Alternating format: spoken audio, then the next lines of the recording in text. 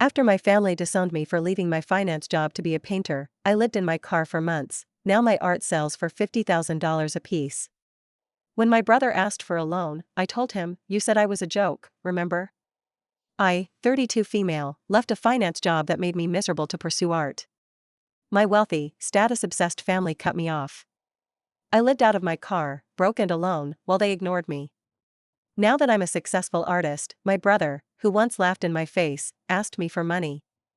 I told him, "You said I was a joke, remember?" And I walked away. Not sure if I should feel guilty or empowered. "I need help, Rowan," he said, stirring his espresso too fast. The metal spoon clinked against the ceramic cup with a nervous rhythm. "Just a little help. I wouldn't ask if things weren't so dire." I watched him from across the table, his cufflinks catching the early sun that poured through the cafe's windows. Same designer suit, same watch. But he looked older. Grayer at the temples. Slouched. Tired. And still, all I could think about was that night 2 years ago, when I told him I'd quit finance to become an artist, and he laughed like I'd told the world's most unfunny joke. So I said it. Quiet, calm, but clear, "You told me I was a joke. Remember?" He didn't respond. Just looked down. That was this morning. But to understand how we got here, I have to rewind. I was raised in Fairfield County, Connecticut. Old money culture. Our family didn't talk about feelings, we talked about quarterly returns, Ivy League admissions, and whose hedge fund just bought a vineyard in Tuscany. My dad, Claude, is an investor. My mom, Yvette, was a designer once, but she traded her talent for the title of Mrs. Leclerc and spent most of her adult life at charity luncheons and silent auctions. Alaric, my older brother, followed the family playbook without missing a beat. Private school, Wharton, Wall Street. By the time he was 30, he was a managing director at a boutique firm, married to a pharmaceutical rep, and living in a glass mansion on the Long Island Sound. And then there was me, Rowan. Quiet, observant, and not quite like the rest. Growing up, I was the weird one. Not rebellious, exactly. I got good grades, played cello, and went to Yale. But I liked art. I loved it. While Alaric memorized financial ratios, I was in the campus studio, smudging charcoal into paper, listening to Billie Holiday on cheap headphones. Still, I didn't fight the tide. I took a job at a private equity firm in Midtown. The pay was absurd for someone straight out of school. The hours were long. The pressure, heavier than anyone admitted. The work, monotonous. I felt like I was disappearing. Every night, I came home to my overpriced apartment and painted. It started with little things. Sketches. Color studies. Then full canvases. I hid them in closets, behind furniture. Like they were secrets I had to protect. I lasted 3 years. Then one Tuesday, I left a resignation letter on my boss's desk. No drama. Just a quiet "I can't do this anymore." I had about $9,000 in savings, a battered Subaru Outback, and a dream that terrified me. That night, I called my parents. I told them I'd left my job to pursue painting full-time. The silence on the other end of the phone was suffocating. My mother spoke first. "Are you having some kind of breakdown?" Alaric's laugh was audible, even over speakerphone. "What are you going to do, paint park benches?" My dad didn't say anything at all. But 2 days later, my health insurance was cancelled, my phone calls went unanswered, and the joint bank account my parents had once set up for emergency support was frozen. It was as if I had died. I lived in my car for 4 months. Not because I was reckless, but because no one would rent to me without proof of income. And because art supplies aren't cheap. I had to choose, shelter or canvas. I parked near Van Cortlandt Park, sometimes in Pelham Bay. Safe-ish neighborhoods. I found a 24-hour gym where I could shower. A woman named Soraya at the front desk used to save me day-old muffins and coffee. I painted out of the back of my car, using a folding easel wedged between the front seats. I cried a lot. But I also felt alive. I painted what I saw: street cleaners, delivery drivers, old men feeding birds, women waiting at bus stops. I painted people who didn't usually make it into galleries. Then one Saturday, I laid 5 canvases out in Washington Square Park. I couldn't afford a table. Just a blanket. 4 hours, no one stopped. People were polite, sometimes curious. Then a woman in her 50s, smart coat, wild hair, picked up a painting and stared at it. "You did this?" she asked. I nodded. She introduced herself. Irene Dorset. She owned a small gallery in Soho. She bought the painting on the spot for $800. I almost fainted. That moment changed everything. She invited me to bring more pieces to the gallery. Within 2 months, I had my first real show. Reviews were good. Really good. Someone from the New Yorker came. My portrait of a subway saxophonist ended up on their website. Irene called it gritty, vulnerable, and unapologetically honest. That painting sold for $5,000. Then $12,000. Then came commissions. Private collectors. A studio space in Greenpoint. A gallery in Berlin called. An auction house. A collector from Dubai bought 3 pieces without blinking at the price tag. Today, my art sells for $30,000 to $50,000 a piece. I have a waitlist that spans 6 months. I bought my own apartment, a brownstone flat in Bed-Stuy with exposed brick and tall windows that let in warm morning light. And still, not a word from my family. Until last week. Alaric texted me for the first time in over 2 years. "Hey. It's been a while. In the city this week. Want to catch up?" I almost didn't respond. But part of me, maybe the same part that used to beg for his approval, was curious. I agreed to meet at a cafe near Bryant Park. He looked the same. But less sure of himself. Turns out his fund collapsed. Bad crypto investments. Lawsuits pending. Investors gone. Wife moved out. He was desperate.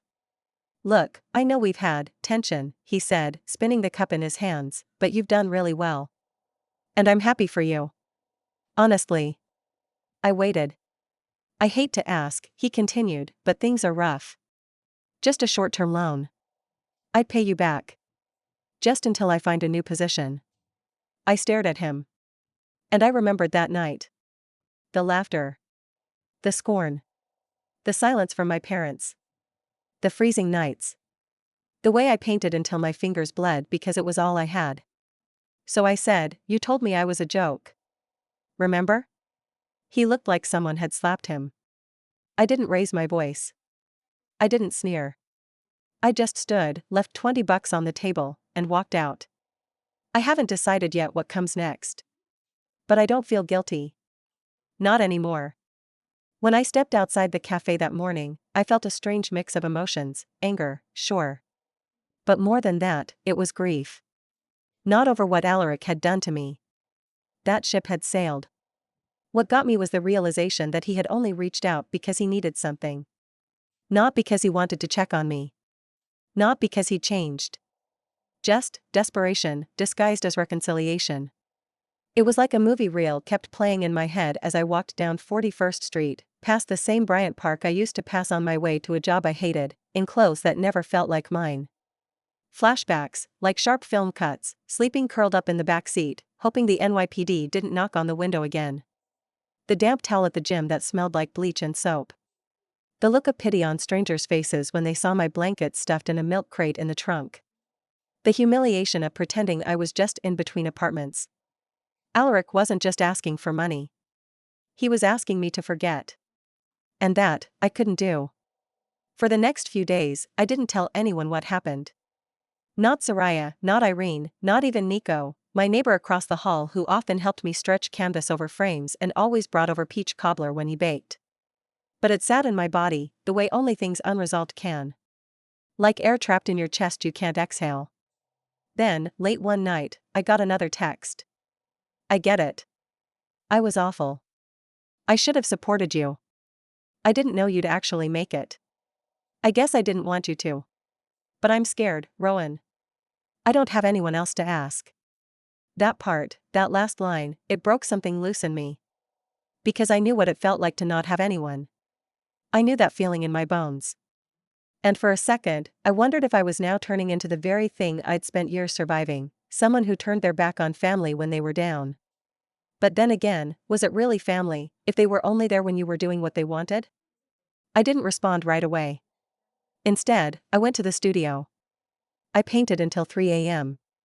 It wasn't even something I meant to do consciously, but what came out on the canvas was unmistakable. Two figures, back to back, on opposite ends of a long table. One sharply dressed, his face washed in shadows. The other, slouched, barefoot, tired, but surrounded by color, light, and movement. The table between them wasn't just a table, it was a chasm. An unbridgeable divide. I titled it, The Ask. I didn't know if it would ever be shown. Maybe it didn't need to be. But it told the truth. The next day, I finally told Soraya everything. We were sitting on the rooftop of my building, sharing ginger tea and eating sesame crackers she brought from her shop in Jackson Heights. She listened without interrupting, only nodding from time to time. That's what she did best, she made space for words without needing to fill the silence. When I finished, she looked out toward the skyline and said, "You're allowed to protect your peace, Rowan. Even from family. Especially from my family." There was no judgment in her voice. Just clarity. And I didn't realize until that moment how much I needed to hear it. I asked her if it made me a bad person. She smiled. "You survived on scraps. You created something out of nothing. Don't let guilt trick you into thinking your light has to warm people who turned off the heat on you." Later that week, I walked past one of the newer galleries in Williamsburg. They had just installed one of my latest pieces, a massive canvas called Backfire, depicting a luxury car submerged in floodwaters, with designer luggage floating behind it. It wasn't subtle, but it didn't need to be. The collector who bought it said it reminded him of hubris and hurricanes. People stopped to look through the glass. They took pictures. Some whispered. Some didn't get it. But a teenage girl in a green hoodie stood there for a long time. When I passed by, I heard her whisper to her friend, "This feels like pain. But like, someone survived it." And maybe that's the most any of us can hope for. A few days after that, Irene called me with an opportunity. "There's a residency spot in the Catskills," she said. "A cabin, quiet, all expenses covered. You paint, you rest, you reflect. I think you should go." I hesitated. "What's keeping you here?" she asked. I paused. "I don't know," I finally said. "Maybe I'm waiting for something I shouldn't be." The night before I was supposed to leave, I found a letter in my mailbox. A real one. Handwritten. No return address, but the handwriting was familiar. It was from my mother. I held the envelope like it might dissolve in my hands. The handwriting was unmistakable. Flowing. Formal. A little too precise, like someone trying hard to maintain control. My mother used to write notes like that when she sent care packages to Alaric at boarding school. "Claude and I are proud of you. Let us know when you receive this." Warmth wrapped in formality. This one was addressed to Ms. Rowan Leclerc. No dear. No greeting on the outside. Just my name in that soft gray ink she always used. I opened it slowly, my hand stiff from the cold air wafting in through the building's vestibule. There were 3 pages inside, each lined in faint pink with her signature looping cursive. "Rowan, I wasn't sure if I should write. I still don't know if I should send this. But if you're reading it, I suppose I found the nerve. Or weakness. Depends on how you look at it. We heard about the auction. The gallery. Your name's been in the paper. Your father doesn't talk about it, but I know he reads every article. He clips them, even. Keeps them in his drawer. I want to say I'm proud of you. But I know that word won't land right after all this time. After how we treated you. After what we didn't say, and what we did say. I'm not good at apologies, Rowan. But I need to say it anyway. I'm sorry. Not just for what happened when you quit. I'm sorry for not seeing you sooner. For not understanding that your version of a real life didn't have to look like ours. I thought I was protecting you by being hard on you. I see now I was trying to mold you into something familiar, not something free. I won't ask you to forgive us, not yet. But I hope you'll believe that we do love you. Even if we were terrible at showing it. If you ever want to talk, I'll be here. Mother P.S. I hope you're warm. It's been cold lately." I read it 3 times, standing in the lobby under that flickering fluorescent light. Then I folded it back into its envelope, tucked it inside my coat, and went upstairs. I didn't cry. Not right away. But later that night, I sat on the hardwood floor of my apartment and stared at a canvas that had been half finished for weeks. A woman on a stoop, arms crossed, her face a mix of hurt and resolve. I realized I hadn't been able to finish her expression because I didn't know how I felt. Now I did. The next morning, I didn't paint. I packed. I filled a duffel bag with sketchbooks, pencils, a few stretched canvases, and tubes of oil paint that still smelled faintly metallic. I left most things behind. No laptop. No social media notifications. Just my brushes, some old wool sweaters, and Irene's note about the residency directions scrawled on the back of a receipt. The drive upstate took about 3 hours. It felt like exhaling after holding my breath for a year. The cabin was simple: pine walls, a small wood stove, a kettle, a narrow bed covered in quilts that smelled faintly of cedar and something sweet, maple maybe. There was no TV. No signal. Just silence, and birdsong, and the way the trees moved like water when the wind passed through them. Perfect. I didn't paint the first day. Or the second. I just walked. Let the cold bite my cheeks. I watched my breath make clouds in the morning. I sat by the frozen lake and sketched the stillness. For the first time in a long time, I wasn't working toward a commission. I wasn't thinking about who would buy it, or what it would say about me. I was just creating. One afternoon, I painted something strange. A house with no roof, filled with birds. Each bird holds a thread in its beak, tying the beams together. It didn't make sense. But it felt right. And then I found myself writing a letter of my own. Not an answer, exactly. Just thoughts. A memory. I wrote about the time I was 12 and painted that portrait of my mother in secret, her reading in the sunroom, unaware, her eyes soft and half closed. I told her how I'd hidden it in the garage because I was scared she'd laugh. And how she never saw it. Or maybe she did and never said anything. I didn't mail the letter. I folded it and slid it into the sketchbook I was keeping out there. But writing it helped.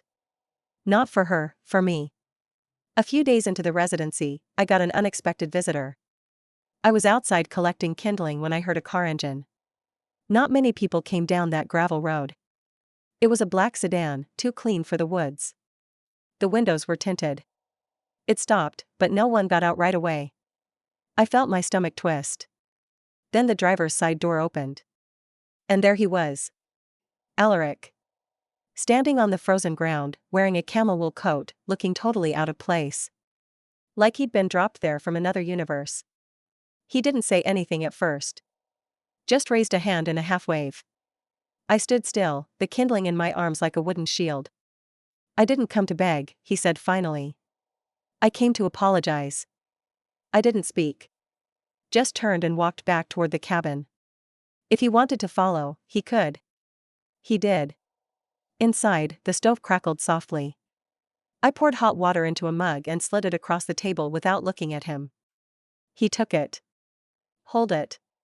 Didn't drink. I was cruel, he said. I was smug. I was wrong. I didn't interrupt. And I was jealous, he added after a pause. Not just of your success, but your guts. You walked away. I stayed. I thought I was winning. But the whole time I was falling into a life I hated. I met his eyes then. They were red. Tired. But honestly, maybe for the first time. I'm not here to ask for anything, he said. Just to say I'm sorry. For what I said. For how we made you feel. For how we disappeared. Still, I didn't speak. He placed something on the table. A folded piece of paper. It's not money. Don't worry, he said, half smiling.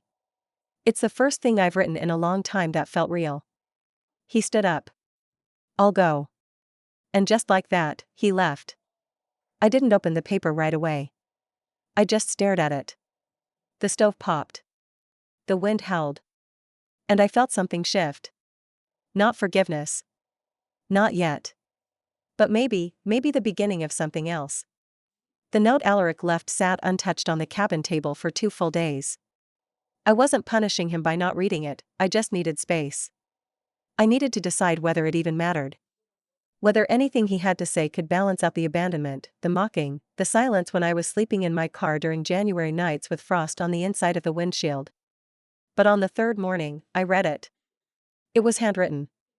Sloppy in places, like he hadn't done it in years. Maybe he hadn't. Rowan, you don't owe me anything. Not a reply. Not time. Not grace. I forfeited the right to those things when I decided your dream wasn't worth respecting. I've thought a lot about that moment, about how easy it was to write you off because I couldn't imagine choosing passion over power. And I hated that you could. I grew up with the same parents. But I stayed in the cage. You didn't. You were the braver one. I spent years believing I was successful because I had more money, titles, square footage. And now I have none of it. And weirdly, I feel lighter. I came here not to fix what I broke, but to admit that I broke it. Take care of yourself. Alaric, there was no ask. No manipulation. No hint of entitlement. It wasn't an absolution. But it was a shift. Still, I didn't write back. I had other things to do. When I returned to Brooklyn from the residency, spring had started its slow thaw. The sidewalks were lined with melting piles of old snow, and crocuses were pushing up through the dirt in front of the bodega down the block. I walked past the corner where I used to sketch a man who fed pigeons from a Pringles can. He was still there. I smiled. Life had moved on, but parts of it stayed the same. In my studio, I had worked to catch up on 2 commissions, a museum request from Philadelphia, and an invitation to speak at an art college in Savannah. But before any of that, I went to Irene's gallery. I want to host a show, I told her. Something personal. She raised an eyebrow. What kind of person? A reckoning, I said. We titled it, Found and Left Behind. It opened on a Friday night in late April. The gallery was filled to the edges. Press, collectors, curious newcomers. Some had flown in from LA, Chicago, even London. But not everyone in the room wore $1,000 shoes. I made sure of that. I sent private invites, quiet, handwritten notes, to people who had mattered during the worst times. Soraya stood front and center in a lavender scarf, holding the arm of her niece. Nico came with a tray of homemade pastries for the staff. Tino, the subway saxophonist I'd painted years ago, arrived in a new jacket I'd mailed him anonymously. And I sent one to my parents. They came. They stood in the corner, stiff, dressed like they were attending an art auction at a country club. But their eyes moved through every painting, slower than I expected. I watched them from across the room. I didn't approach. And then, mid-evening, Alaric arrived. Not in a suit. Just jeans and a jacket. Unassuming. Quiet. He walked the gallery alone. Each piece had a title, Inheritance with Strings. Permission denied. The backseat of January. What they never saw. But the final painting was the one that made the entire room go silent. It was massive. 8 feet wide. 5 feet tall. A girl, barefoot, crouched behind a glass door. Cold breath fogging the pane. Inside the house, a table filled with family, laughter, wine. Her face was unreadable, equal parts longing, disbelief, and quiet defiance. The title? You said I was a joke, remember? No one needed an explanation. People asked if it was real. I said, yes. The painting sold in under 20 minutes to a buyer from Paris for $150,000. When they asked if I wanted to ship it or deliver it personally, I said neither. Instead, I donated the funds. Half went to a nonprofit that offers housing and career support for homeless youth in NYC. The other half? I used it to fund a full-year art residency scholarship for first-generation college students, named not after me, but after the people who helped me survive when no one else did. The Soraya Fellowship. After the show, Alaric approached me.